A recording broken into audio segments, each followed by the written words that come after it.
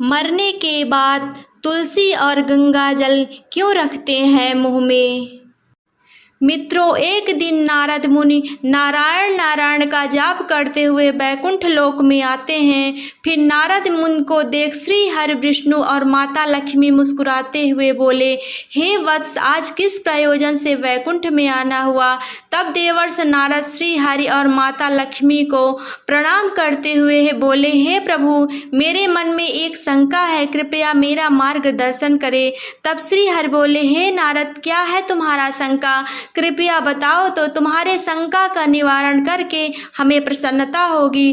तब नारद मुनि कहते हैं, हे प्रभु, जब कोई मनुष्य मृत्यु के बाद तुलसी पत्र का जल अपने मुख में पाता है तथा रोज तुलसी में जल देने से क्या होता है तथा उस मनुष्य को कौन से फल की प्राप्ति होती है। तब श्री हरि कहते हैं, हे नारद, तुमने जो प्रश्न पूछा है वह समस्त मानव जात के कल्याण हेतु अत्यंत उपयुक्त है। जो भी मनुष्य तुलसी पत्र का जल पाता है वह सौभाग्यशाली होता है।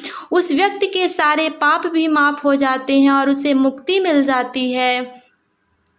फिर मित्रों, आगे श्री हरि कहते हैं कि हे मुनि, तुलसी पत्र के संबंधित में मैं आपको पवित्र कथा सुनाता हूँ, आप इसे ध्यान से सुने। तब देवर्षि नारद कहते हैं, हे प्रभु, मैं इस कथा को पूरे ध्यान से सुनूंगा और लोक कल्याण हेतु इस कथा का प्रसार भी करूंगा। मित्रों, कथा आरंभ करते हुए श्री हरि कहते हैं, हे नारद, गंगा तट के किनारे एक भील परिवार रहता था जिसमें 7 भाई अपनी बहन के साथ रहते थे। उनके माता पिता किसी बीमारी के कारण गुजर गए। बहन सबसे छोटी थी और वह मेरी बहुत बड़ी भक्त थी। वह हर दिन सुबह तुलसी में जल चढ़ाती, नित्य रूप से पूजा पाठ करती थी। ये 7 भाई हर रोज जंगल में जाकर शिकार करते थे और जो भी मिले उसे घर लाकर पकाकर खाया करते थे। उनका यही नित्य काम था और बहन घर के काम करके भाइयों की सेवा करती थी, उनके लिए खाना बनाती थी। फिर एक दिन उसका हाथ एक छुरी के कारण मछली को काटते हुए कट गया। फिर उसके हाथ से खून बहने लगा तो उसने जब उस रक्त को दीवार में पोंछना चाहा तो सोचा कि भाइयों को इस बात का पता लगने पर उन्हें बुरा लगेगा।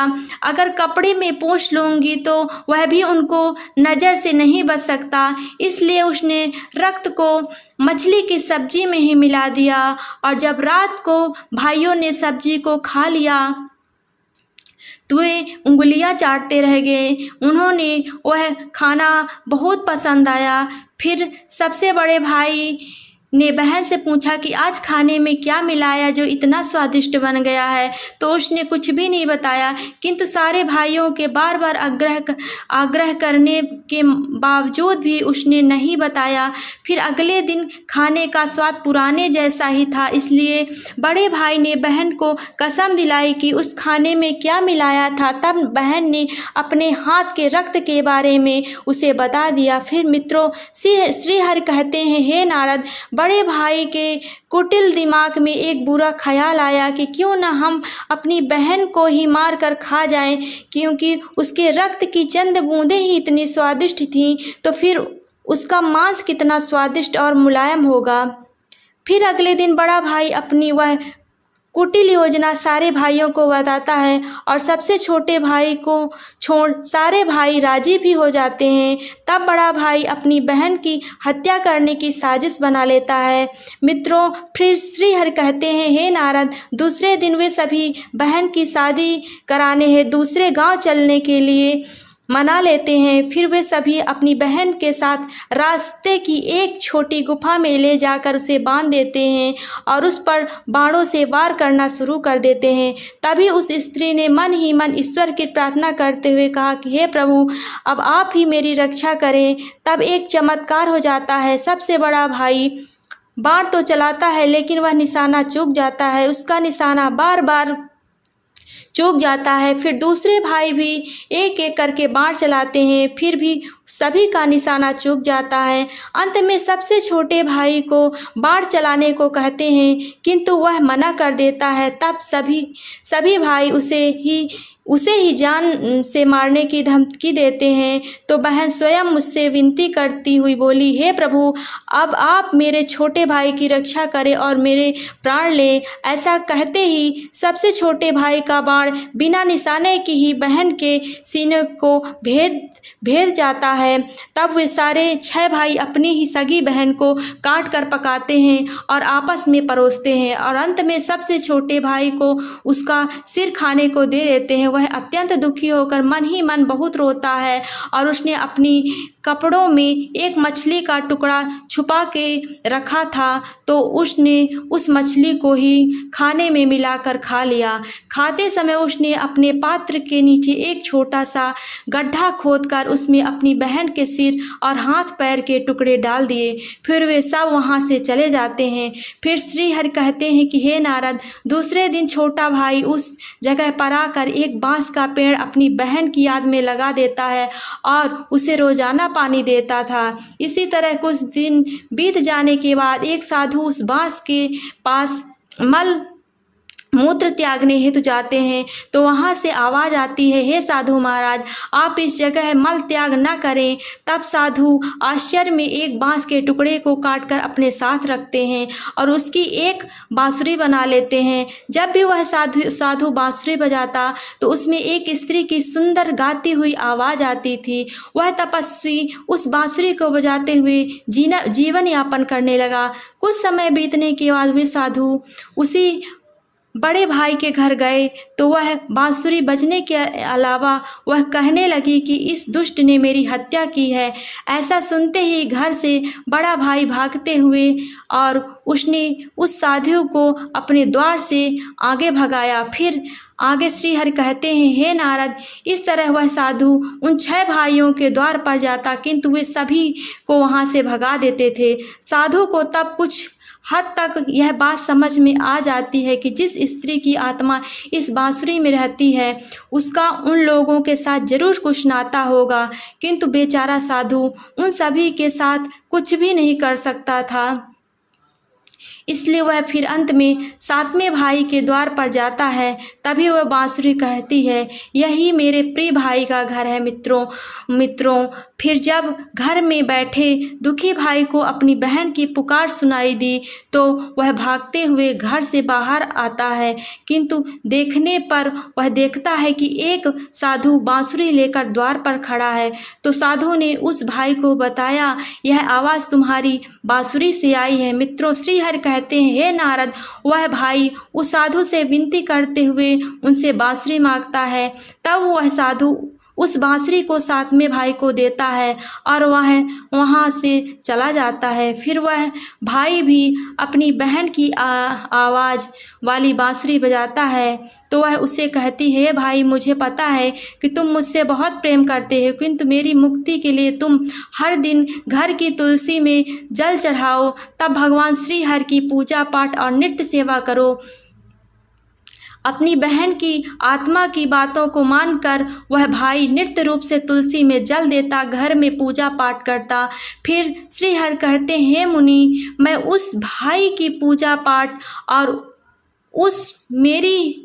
उस मरी हुई बहन की आत्मा के प्रति प्रेम से भावुक हो गया। फिर एक दिन जब वह भाई तुलसी को जल देते हुए मन ही मन मेरा नाम का जप करता था, तब स्वयं मैं उसी तुलसी के पौधे से उस गरीब भाई के घर में प्रकट हुआ।